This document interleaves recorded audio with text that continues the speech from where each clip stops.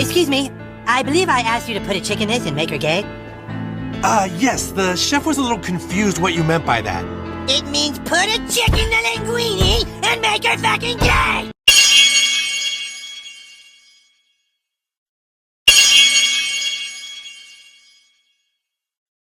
Well, okay, people, welcome back to the third and final video. Who exactly are they? Our shallow dive into the Black Project world, deep state of our government. See what programs were classified for years.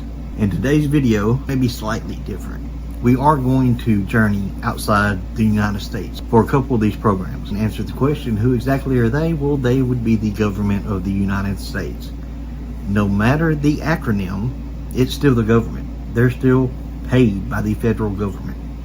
Whether it's Army, Navy, Air Force, Marines, Space Force, CIA, FBI, DIA, it doesn't matter. They're all part of the United States government. First up is going to be the Stanford Prison Experiment. Now, while it's not run by the federal government, it was funded by the Naval Office of Research. That's one that's kind of outside the box. The government didn't really run, but it was still funded by the government to run. So now I know that's kind of a gray area, but we're going to take a look at it anyway. The Stanford Prison Experiment, when humans become monsters, to study the effects of captivity on human behavior.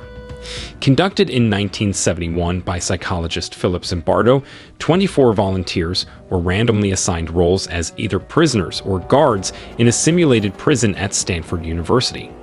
What followed was terrifying. Within just a few days, the guards began mentally and physically abusing the prisoners, forcing them into degrading acts and subjecting them to intense psychological torment. The experiment, originally planned for 2 weeks, was shut down after only 6 days. It revealed a chilling truth. Under the right conditions, ordinary people can become ruthless oppressors. Operation Sea Spray. That was conducted by the United States Navy in 1950. After Operation Sea Spray, we will then travel outside to Japan and take a look at one of the worst inhuman experiment that I've ever heard about. So we'll be visiting Unit 731 in Japan. In 1950, the U.S. Navy conducted Operation Sea Spray, a secret experiment that exposed thousands of unsuspecting civilians to airborne bacteria. The military released clouds of Serratia marcescens, a microorganism believed to be harmless, over San Francisco to study how biological warfare agents might spread. But the test had real consequences. Several residents fell seriously ill, suffering from pneumonia and severe urinary tract infections. One man even died, though the government never admitted responsibility. Worse, the bacteria may have mutated, potentially causing long-term health effects. For decades, the public had no idea they had been unwilling test subjects. Unit 731. They didn't even know they were part of a war. They were prisoners, civilians, children, and they were used as living test subjects in one of the most horrifying scientific programs the world has ever known. Between 1936 and 1945, in Japanese-occupied Manchuria, the Imperial Japanese Army ran a top-secret research facility under the cover name Epidemic Prevention and Water Purification Department. In reality, it was a center for biological warfare research. It was led by a man named Sharu Ishii, a brilliant, ambitious, and utterly ruthless microbiologist. Ishii believed that Japan could become militarily unstoppable if it could master the use of plague, cholera, anthrax, and gas-based weapons. But to do that, he needed human data, and so he built Unit 731. The facility was massive, spanning over 6 square kilometers, with multiple buildings, underground labs, incinerators, and execution chambers. It looked like a military compound, but inside, it was a slaughterhouse in disguise. Tens of thousands of people, mostly Chinese civilians, but also Russians, Koreans, Mongolians, and a small number of Allied prisoners of war, were taken to Unit 731. Few ever left. They were referred to by researchers not as patients, not even as prisoners, but as maruta, a Japanese word that means logs. because to the staff, that's all they were, bodies to be used, burned, disposed of. The experiments were beyond comprehension. Subjects were deliberately infected with deadly pathogens, plague, typhoid, tularemia, cholera, injected directly into their bloodstream. Others were forced to drink water laced with bacteria, or were exposed through open wounds to study how the diseases spread. Some were vivisected alive, cut open without anesthesia, so researchers could observe the effects of disease on living organs. They wanted to see how lungs decayed from pneumonia, how the liver swelled with infection, how the stomach lining collapsed under ulcers. They didn't wait for death. They wanted to watch the process in real time. In other cases, subjects were tied down and exposed to freezing temperatures, limbs submerged in ice water or left outside in the winter until they froze solid. Then, their limbs were beaten with sticks to test for sound changes in frozen flesh. The goal was to study frostbite, to learn the exact moment living tissue becomes irreversibly dead. There were rape experiments, forced pregnancies, tests on infants and toddlers, blood replacement trials where animal blood was transfused into humans. Every boundary was crossed. And then there were the gas chambers. In sealed rooms, subjects were exposed to chemical weapons, mustard gas, phosgene, cyanide, sometimes individually, sometimes in groups. The scientists recorded how long it took to lose consciousness, what organs failed first, and what dosage caused death in the shortest time. Everything was noted. Everything was timed. This was not madness. It was method. One of the most chilling aspects of Unit 731 is how ordinary it looked on paper. Researchers wore lab coats. They used clipboards. They used timers and microscopes and medical equipment. They wrote academic reports. It wasn't chaotic torture. It was organized science, just without humanity. Shiroishi justified it all in the name of national survival. If these experiments could help Japan develop weapons that ended the war quickly, he argued, then the cost, human or not, was worth it. By the time Unit 731 was dismantled in 1945, it had conducted experiments on an estimated 10,000 to 12,000 people, not including the victims of field tests in surrounding villages, where bombs filled with plague-infested fleas were dropped from planes. Entire communities were wiped out just to test delivery methods. And then, it disappeared. When Japan surrendered, the US government made a choice.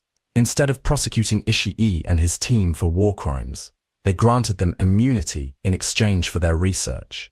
The data was seen as valuable, uniquely horrifying, yes, but too useful to destroy. None of the senior scientists at Unit 731 were tried at the Tokyo War Crimes Tribunal. Most lived out their lives in peace.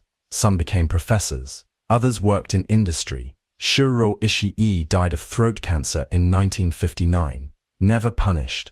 The victims were never acknowledged. No apology. No compensation. Not even a grave marker for most. Their names are lost. Their bodies incinerated. Their organs pickled in jars, destroyed, or sealed away in archives. The story of Unit 731 forces us to confront a truth that science rarely wants to admit. That knowledge by itself is not good. That a white coat does not equal morality. That a lab can become a torture chamber. The moment you remove consent, ethics, and empathy. Unit 731 wasn't about madness. It was about control, precision, and the belief that progress justifies pain. It was science stripped of soul. And in the echo of those gas rooms, we're left with one question. What is the line between research and evil, and how many people must die before we admit we crossed it? And all I'll say about Unit 731 is that I can't imagine, I don't want to imagine, that would be the very definition of evil. The narrator had said this was called organized science, I believe was the term he used. I don't care what name you give it. This is demonic, sadistic, and evil. That's about the only way I can describe it. We're going to do a spin-off of the CIA's project of MK Ultra that we covered in the first video. This is more or less a baby brother program that developed out of MK Ultra. During the 1950s and 60s, the agency hired prostitutes to lure unsuspecting men into secret safe houses, where they became unwitting test subjects. Once inside, their drinks were covertly laced with LSD, and CIA agents observed their reactions through hidden two-way mirrors. The goal? To explore the potential of psychedelics for mind control, interrogation, and behavioral manipulation. Many victims suffered severe psychological damage, and since records were incomplete or destroyed, the full extent of the harm remains unknown. This horrifying program continued for years, raising disturbing questions. If such unethical experiments were openly admitted, what other classified projects have never been exposed? The truth might be even darker than we imagine. The next project that we're going to take a look at is going to be the Little Albert experiment. The Little Albert experiment in Johns Hopkins is on a 9-month-old baby. Well, I just don't have words. Little Albert experiment. In a small room inside Johns Hopkins University, a baby was placed on a mattress. His name was Albert. He was 9 months old, healthy, calm, smiling. He had no idea what was about to happen and no way to defend himself from it. The experiment was led by John B. Watson, a psychologist obsessed with behaviorism, the idea that humans could be shaped entirely by their environment. He believed emotions weren't born, they were built, and he intended to prove it. Albert would be his test subject. Not by choice, just by chance. At first, they introduced Albert to a series of objects: a white rat, a rabbit, a monkey, a mask. He showed no fear. He reached out with curiosity. He even tried to play. But Watson didn't want peace. He wanted transformation, so he chose the rat. Every time Albert touched the rat, the experimenters struck a steel bar behind him with a hammer. The sound was sudden, jarring, loud enough to make the baby cry instantly. Not once, not twice. Repeatedly, until the association was complete. After several sessions, they brought the rat back, but without the noise. Albert saw it, and he cried. He backed away. He showed clear fear. The rat hadn't changed, but his brain had. This is what Watson wanted, a conditioned fear response. A manufactured phobia. The damage didn't stop there. Soon Albert began reacting the same way to anything that looked like the rat.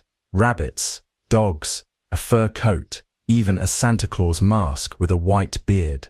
The fear had generalized. His emotional response was no longer specific. It had spread. His mind was now wired to fear anything soft, white, and fuzzy. Watson had made his point. Emotions, he claimed, could be engineered, but he had no interest in fixing what he broke. The experiment ended without any attempt to reverse the conditioning. Albert was taken away. The fear remained. No treatment, no debrief, just a paper, a lecture, and applause from colleagues. What makes this experiment so disturbing isn't just the manipulation of a baby's emotions, it's the utter disregard for his humanity. Albert wasn't seen as a child. He was data, a vessel for a theory. And in that cold laboratory, fear was not discovered. It was built, deliberately, mechanically. The Little Albert experiment wasn't just unethical. It was a blueprint for how emotion can be weaponized, how innocence can be shattered, not by accident, but by design. This was the moment psychology crossed a line, and it never really went back. And we're going to end this video, guys, with one more. And the reason why I'm going to put this as the last video, there is zero in the way of evidence that this actually took place. We have no written evidence. We have no recorded evidence. However, I'm ending with it because my opinion is, while I don't view it as an honest account of a set individual or individuals' lives in a time period, I do view it as absolutely possible after hearing everything we've heard in this video. Soviet sleep experiment. The experiment took place in the late 1940s, in the aftermath of World War II, at the height of Cold War paranoia. Soviet scientists were said to be developing a gas-based stimulant, a chemical compound designed to eliminate the human need for sleep. They believed if soldiers could stay awake indefinitely, they'd become unstoppable, machines of focus, vigilance, and obedience. To test this theory, 5 political prisoners, men labeled as enemies of the state, were locked in an airtight military testing chamber. They were promised freedom if they could remain awake for 30 consecutive days. The room was sealed. The stimulant gas was pumped in. There were no windows, only microphones, cameras, and a two-way intercom. The subjects had access to water, dried food, a toilet, and enough bedding for comfort, but no privacy, no clocks, no way to tell time. They were watched constantly. At first, everything seemed fine. The men talked, joked, and shared stories. The gas kept them alert. There was laughter. Suspicion was low. Their behavior was mostly normal for the first 3 days. But then things began to shift. By day 5, their tone changed. The men grew paranoid, convinced they were being lied to. They began to whisper to themselves, not in fear, in obsession. One man started pacing in tight circles. Another stared into a corner for hours, unblinking. By day 6, their conversations turned dark. Delusions, hallucinations, fragmented memories. They began to accuse each other of sabotage, of betrayal. Trust broke down. Then came the silence. One of the subjects described in the story as once charismatic and talkative stood up and began screaming. He howled for 3 hours straight until his voice collapsed into a series of wet gasps. He kept moving his mouth, but no sound came out. Later, they discovered he had torn his own vocal cords. After that, the chamber grew quiet. Too quiet. The remaining subjects stopped talking. They stopped responding to the intercom. The only sounds were the rustle of fabric, the occasional shuffling of bare feet, and the low, ever-present hiss of the gas. Researchers suspected something had gone wrong with the system. Then they looked at the oxygen consumption. It was still normal. The men were alive, just not communicating. On day 15, the researchers made a decision. They turned off the gas, announced they would open the chamber, and that's when the screaming returned. A chorus of voices begging them to turn the gas back on, pleading, screaming, threatening. One of them shouted, "Fee, no longer want to be freed." Fee. What the researchers saw when they finally opened the door became the centerpiece of the legend. The scene was horrifying. One subject was dead. The others were alive, but barely recognizable. They had torn flesh from their arms and legs, ripped muscle down to the bone. Their abdomens had been opened, organs partially removed, but not in panic or pain, in precise, almost surgical mutilation. Yet none of them had attempted to escape. Their eyes were wild. They smiled when the light hit them. One man, missing most of his lips, laughed through broken teeth. They were restrained, sedated, and removed from the chamber for examination. But even under heavy sedation, they fought violently. They screamed when the gas was taken away. One died from a ruptured artery, not from the wounds but from the stress of being cut off from the gas. What followed was surgery to repair their bodies. Anesthesia was offered. They refused.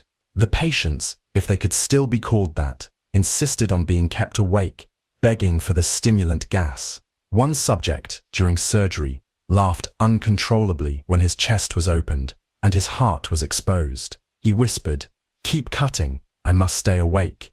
In the story's final moments, only one man remains conscious, restrained, mutilated, but alert. When asked what he was, he replies, "We are you. We are the madness that lurks within all of you. We are what you hide from in your beds at night. We are what you sedate into silence when you sleep." Then, in the final act, he is shot. The experiment ends. Or does it? There are no declassified records of this experiment. We know what happens to the mind and body under extreme sleep deprivation. At 24 hours, attention declines. Emotions become unstable. At 48, hallucinations begin. By 72 hours, paranoia, memory loss, and muscle failure take over.